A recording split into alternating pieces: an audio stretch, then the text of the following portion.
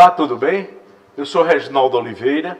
Estamos com mais um programa Gerenciamento Pessoal. E hoje temos a grata satisfação de receber a psicóloga Bruna Monteiro, que vai, durante algum tempo, conversar conosco sobre as suas experiências em terapias efetuadas, claro, porque isso realmente é muito enriquecedor para um profissional. E aí vem um quê que nós queremos colocar em evidência como se perceber. Como a pessoa pode se perceber? Será, Bruna, que é através de autoanálise? Será que é isso? Verdade. Aqui nós vamos trazer, né, claro, vários tópicos sobre essa situação de se perceber. Como é que o ser humano está se percebendo hoje na sociedade em que vive?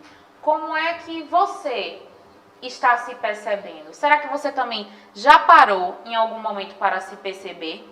Para perceber um pouco do contexto da sua vida, para perceber um pouco da sua saúde mental, de como você está lidando com os momentos de sua vida, com as situações em que você precisa melhorar, em que você já está tendo um bom progresso, né? E aqui nós estamos trazendo também essas situações, né?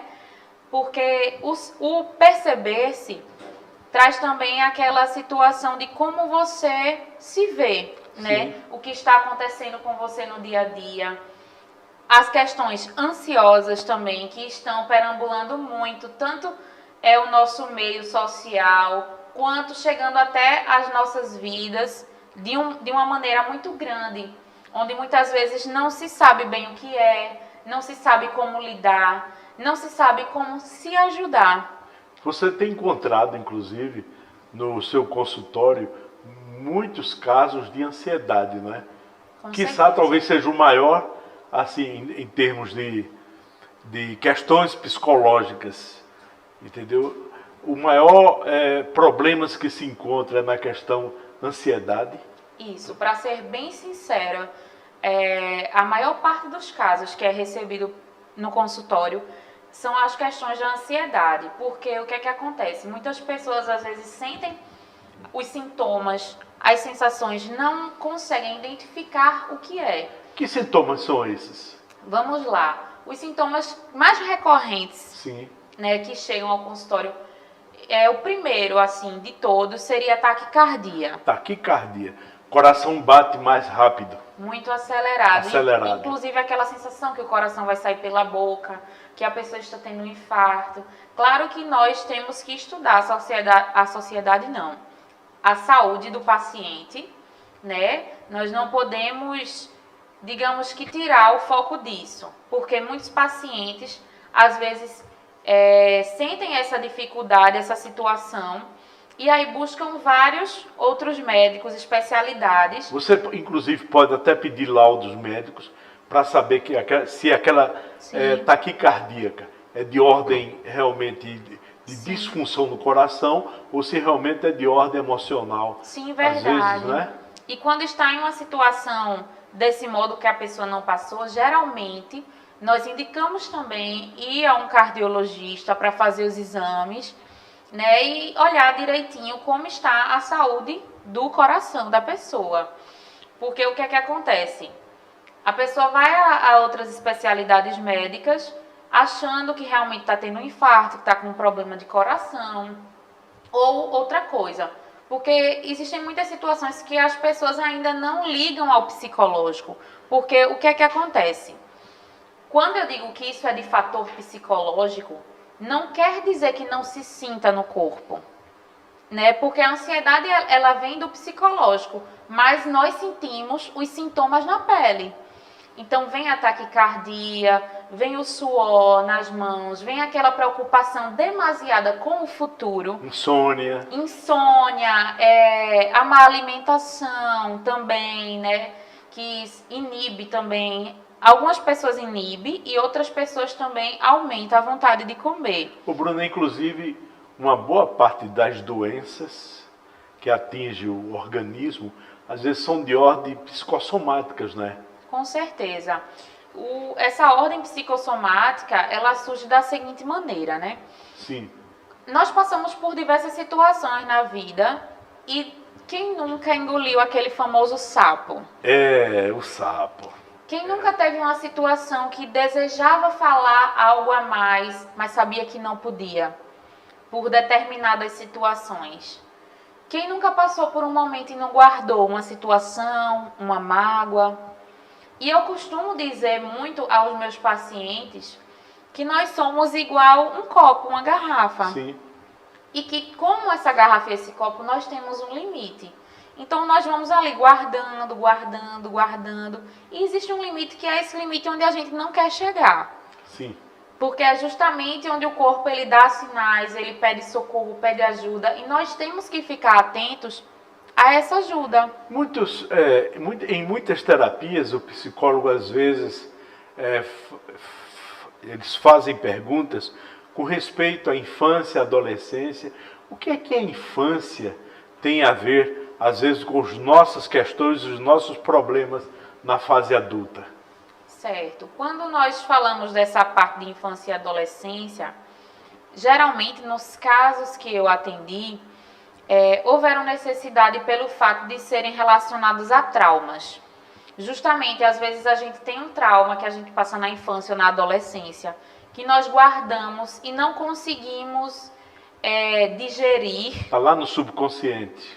E às vezes até no nosso próprio consciente, mas que, digamos que a gente deixa numa gavetinha ali guardada. E de vez em quando essa gavetinha vem, abre e machuca. É o chamado sintoma. Sim. Que o sintoma, quando ele não é tratado, ele sempre vai aparecer. Ele sempre vai aparecer em alguma situação. Então, quando nós temos o objetivo de fazer essa pergunta, é para justamente tentar colher como foi aquela situação para trabalhá-la.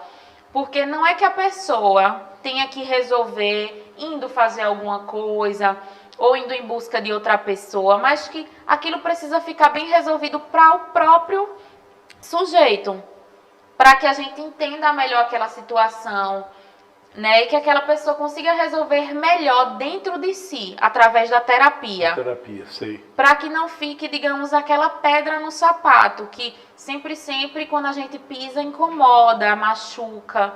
Porque é isso que acontece quando a gente justamente guarda esse sentimento, guarda essa situação.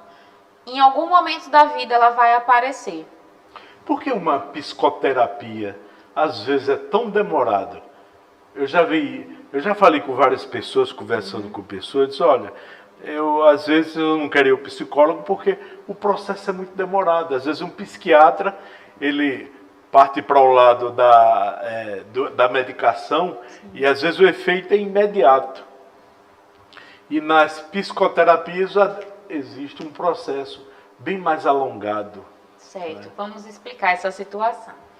É outra coisa que eu costumo dizer também aos meus pacientes, quando recebo, né, os mesmos. Quando nós chegamos no consultório, a gente sempre vai levar um X da questão. Olha, eu estou vindo aqui, um exemplo, eu estou sentindo sintomas de ansiedade e tudo mais, isso está acontecendo, ou algum outro tipo de situação. Mas quando o paciente vem até a psicoterapia, ele traz um X da questão.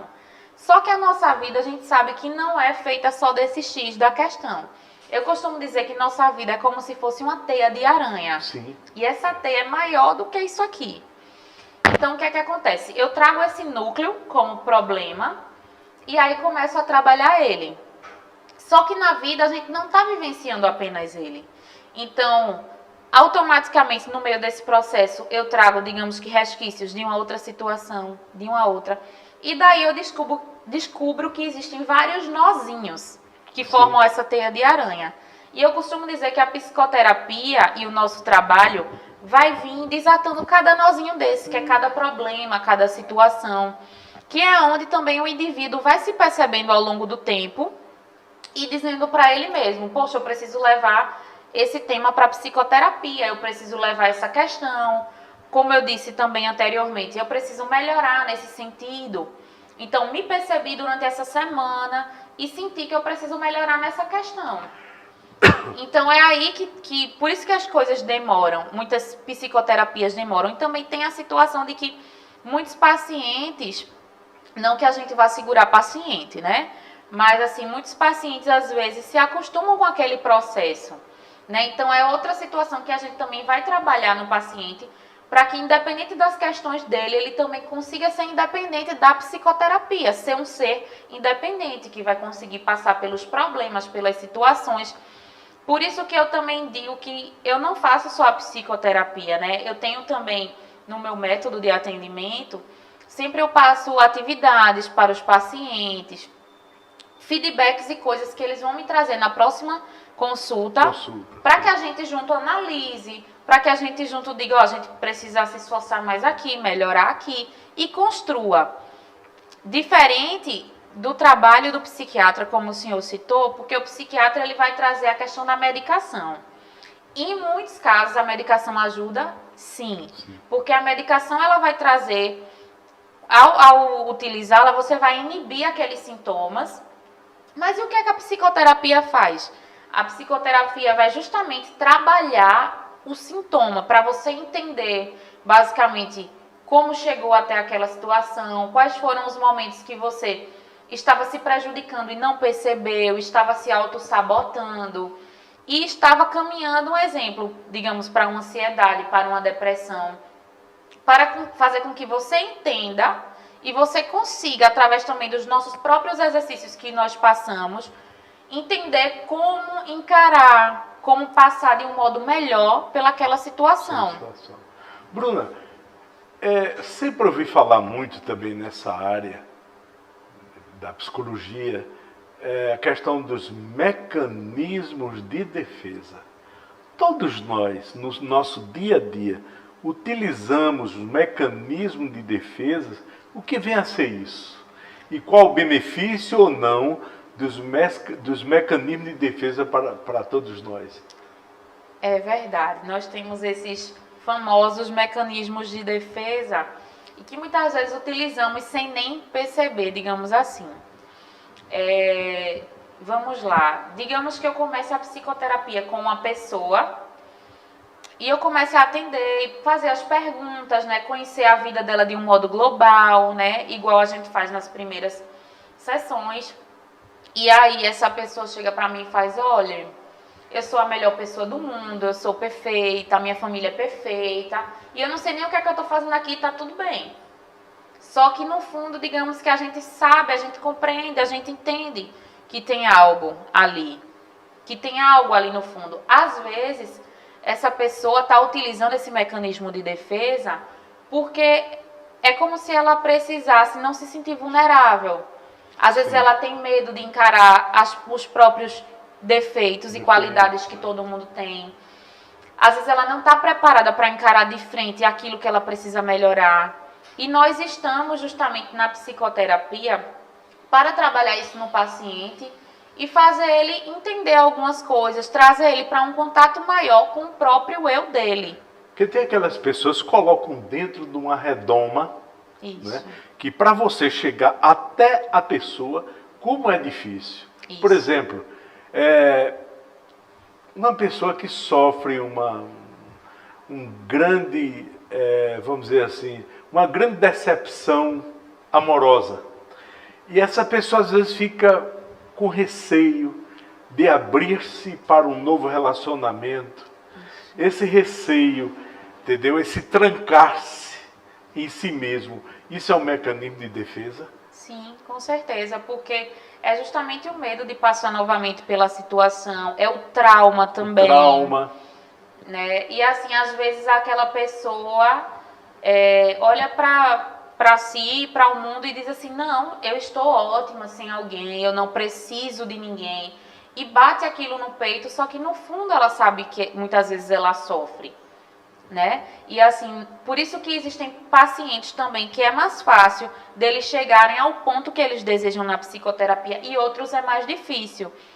Muitos, durante o processo, que também gera tempo, os laços vão se estreitando aos poucos também, vai gerando uma confiança, porque querendo ou não, não é fácil. A gente está ali entregando a nossa vida a uma pessoa totalmente desconhecida. Desconhecida, exatamente. Né? Então a gente precisa também sempre deixar bem claro, né, as nossas regras, nossa ética de sigilo e tudo mais. Que é justamente para a pessoa ir se abrindo, também vai ter o contato, né, do paciente ao estar à frente do psicólogo, que vai existir, digamos que, aquela interação, né? A interação vai acontecendo, o laço e tudo mais. Por isso que eu digo assim, tem pessoas que, digamos que, com X encontros, sessões, terapias, chegarão a um bom resultado, ou chegaram, né? E já outras vão precisar de um tempo maior para a gente conseguir realmente abrir aquele mundo de fato, chegar até o núcleo de fato da situação. De fato da situação. Nós estávamos conversando antes sobre o modo robótica. Né? E para mim, o modo robótico, né? Isso. Para uma pessoa. Para mim, isso é um termo novo. Eu nunca tinha ouvido falar nisso. O que vem ser o modo robótico? O modo robótico é uma nomenclatura que eu particularmente utilizo para muitas situações e muitas maneiras que a gente tem vivido no hoje. E o que seria esse modo robótico? Vamos lá. A primeira situação que a gente estava falando também antes é que a ansiedade hoje ela está presente no nosso dia a dia. Então, digamos que o dia tem 24 horas, nós desejaríamos que tivesse 48, porque nós achamos que não dá tempo para nada, né? E o que vai acontecer? Muitas vezes nós estamos inseridos de uma maneira que a gente está numa correria tão grande que quando a gente para pensar, para se dar conta, nós estamos abrindo os olhos de manhã, comendo porque tem que comer, tomando banho porque tem que tomar, indo trabalhar porque tem que pagar as contas e trabalhar, voltando, e acaba se tornando uma rotina cansativa. Então, digamos que nessa rotina cansativa, nós vamos perdendo os prazeres da vida, e com isso fica aquela situação onde muitos pacientes também chegam falando o seguinte: a minha vida está sem sentido, eu não consigo ver mais sentido na minha vida. O que é que eu estou fazendo aqui nesse mundo? Esse é um grande problema que está acontecendo hoje, né? Muita gente está perdendo o sentido da vida. Verdade. Né? E é aí onde eu digo também que nós temos que ter bastante cuidado. Porque quando a gente perde o sentido da vida, o que é que a gente está fazendo aqui? Exatamente. O que é que a gente precisa? Por que a gente precisa estar vivo? Então são essas questões e outras que surgem na cabeça daquele paciente, vindo também, muitas vezes, a ter situações mais sérias, a chegar aos momentos de pensarem em questões suicidas, tentativas de suicídio também. E isso é muito sério, então é a partir daí que eu busco tentar trazer o paciente de volta, digamos assim. E aquela situação quando a pessoa diz, poxa, existe um vazio existencial. Esse vazio existencial que muitas pessoas falam, exatamente essa falta de sentido da vida, esse vazio, um vazio existencial. Isso. Né? Muitas vezes, eu costumo dizer que quando a pessoa vive isso, juntamente com essa outra situação que a gente trouxe anteriormente, a pessoa está um pouco desconectada de si. Se eu estou desconectada de mim, eu vou estar desconectada praticamente do mundo inteiro. Então eu vou estar de um modo robótico, só existindo.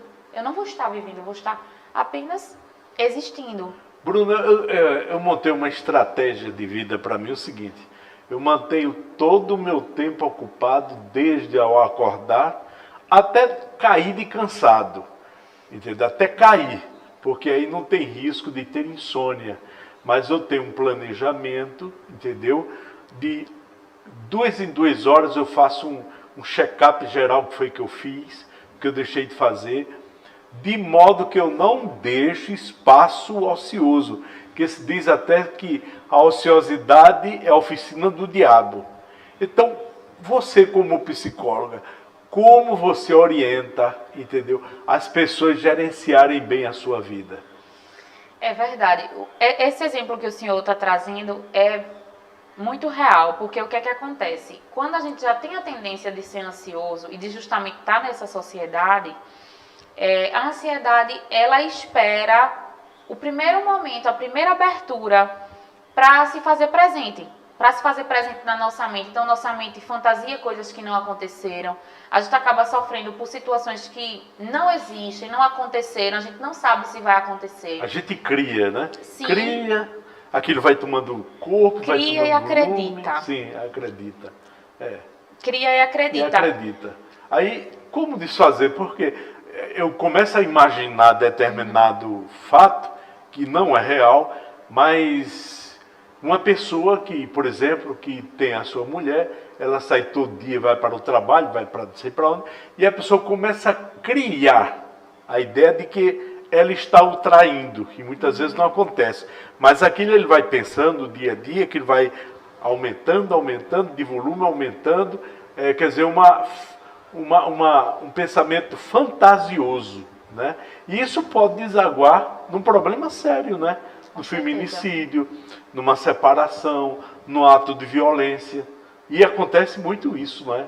Com certeza. E não só com questão de traição, né? Vários temas. De situações, de medos. E vem muito também essa situação do medo, porque a ansiedade é mais fácil ela lhe trazer um pensamento negativo do que um pensamento positivo. Então, essa tática, primeiro que quando a gente começa a trabalhar na terapia, a gente vai começar a entender que aquilo não é um fato real, né? Que é uma questão da nossa imaginação, da ansiedade da nossa mente.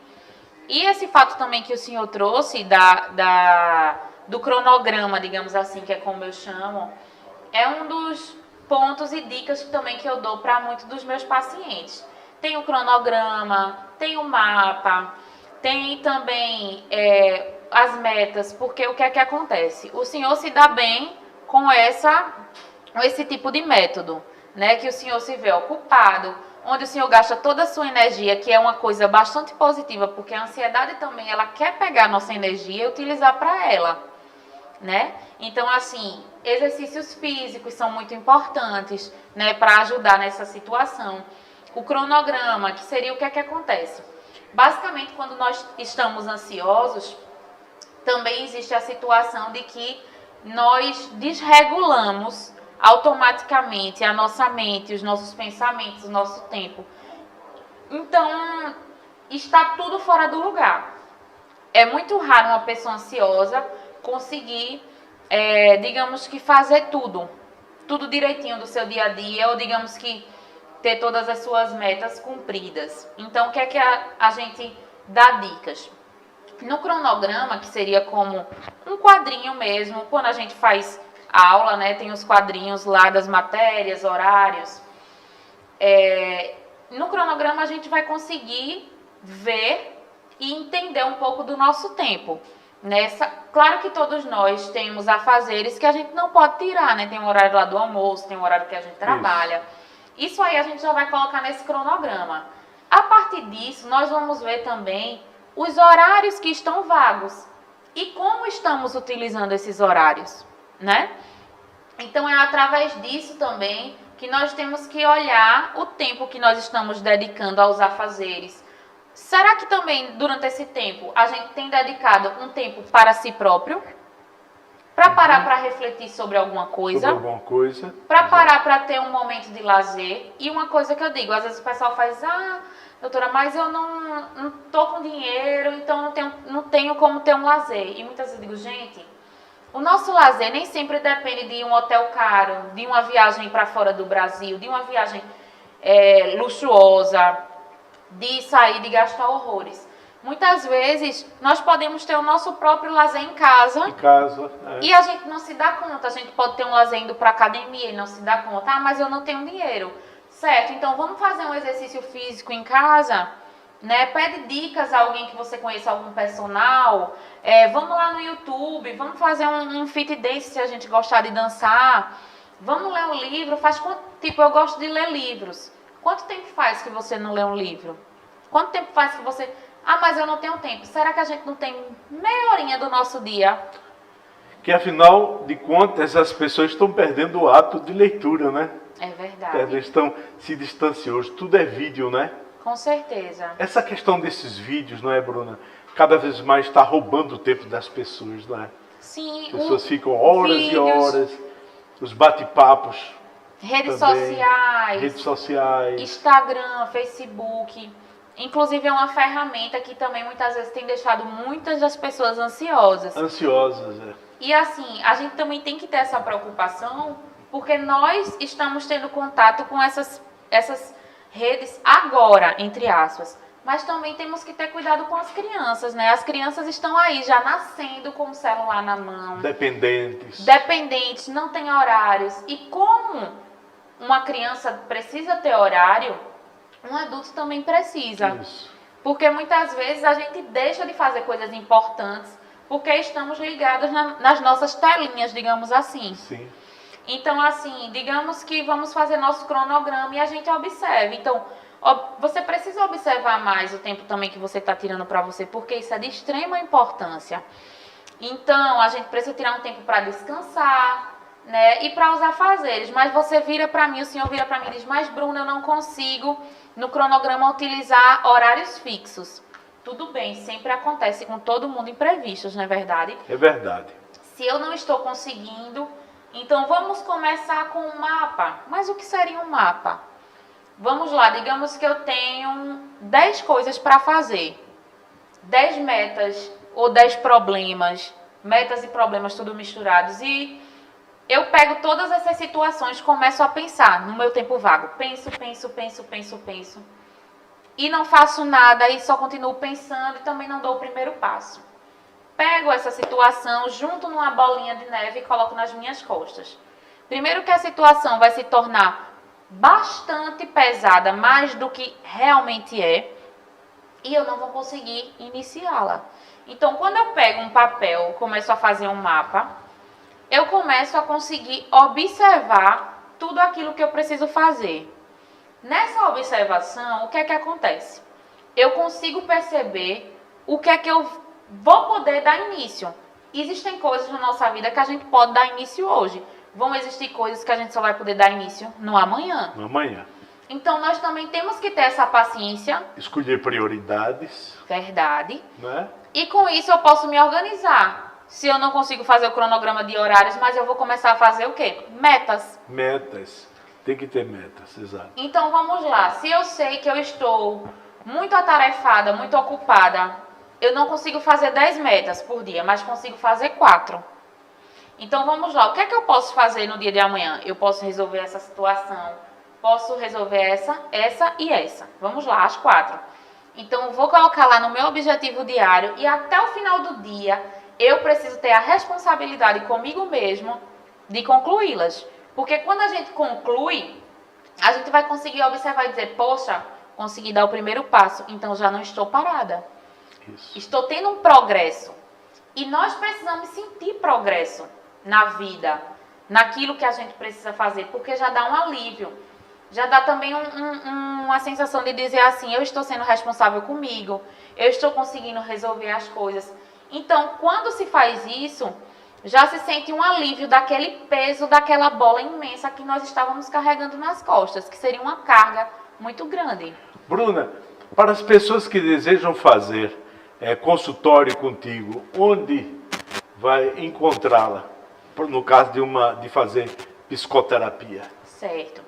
No momento, eu não estou com um local fixo, né? Hoje Sim. eu trabalho no Centro de Assistência Social da Polícia Militar. Sim. Né? Eu trabalho no quartel, atendendo os policiais. No 10º Batalhão, aqui em Palmares. E seus dependentes. Mas tenho horários para psicoterapia online. E em home care, que seria, no caso, aquele atendimento, né, na residência do paciente, um idoso, uma situação desse tipo. Porque é justamente, a gente tenta chegar, se aquela pessoa não pode ir, a gente tenta chegar até ele, porque no final, nosso objetivo é ajudar. É ajudar. Ok. Bruna, está aí contigo os momentos finais do nosso programa. Qual a mensagem que você vai veicular para toda essa gente que está nos assistindo? Certo. Eu gostaria, né, que vocês, né, ao escutarem, entenderem essas mensagens, né, que nós passamos, que vocês conseguissem olhar um pouquinho mais e melhor para si mesmos, para quem está do seu lado, né, dando uma atenção maior, não só aquele olhar físico, mas tentando ver algo mais do que está só do lado de fora. Porque às vezes aquela pessoa está precisando de uma ajuda, em algum momento ela dá algum sinal e simplesmente às vezes a gente ignora, a gente acha que não é pela pessoa não ter falado em modo de palavras, né? Então, assim, tente ajudar essas pessoas, se ajudem, procurem ajuda, né? Porque é muito importante a gente ter saúde mental. Então, se você sabe, se você sente que tem algo de errado, que tem algo que não está totalmente normal na sua vida ou na vida daquele próximo, ajude ele, se ajude, busque psicoterapia. Se tiver alguma dúvida, um exemplo, eu sempre deixo, eu tenho o meu Instagram, né, que é o Bruna Monteiro PSI, de psicólogo. Lá tem o meu númerozinho do WhatsApp. Então, se tiver alguma dúvida sobre a psicoterapia, sobre valores, sobre pacotes, ou sobre até o que se tem, como se ajudar, dá lá um oi. Eu posso não responder na mesma hora, porque às vezes a gente está com muitas tarefas, mas eu respondo porque, como eu disse ao senhor, o nosso objetivo realmente é ajudar o próximo, né? É estar aqui e para que vocês entendam também que vocês não estão sozinhos. Porque geralmente quando a gente passa por um problema, a gente se sente muito sozinho e acha que ninguém vai entender. Exato. E a gente não está aqui para julgar. A gente está aqui para estender a mão e caminhar junto com vocês, para que vocês entendam melhor, para que vocês lidem melhor com os problemas. Então, gente, nós tivemos essa satisfação, entendeu, de ter esse bate-papo com a doutora Bruna Monteiro e vamos esperar outra oportunidade, né? Com certeza. Aqui nós vamos estar exatamente com a nossa TV aberta, entendeu? Vamos ter outros momentos. E queremos agradecer a todos vocês pela audiência desse programa. Compartilhem, porque muita gente poderá precisar dessas informações. E até o próximo programa, se Deus quiser.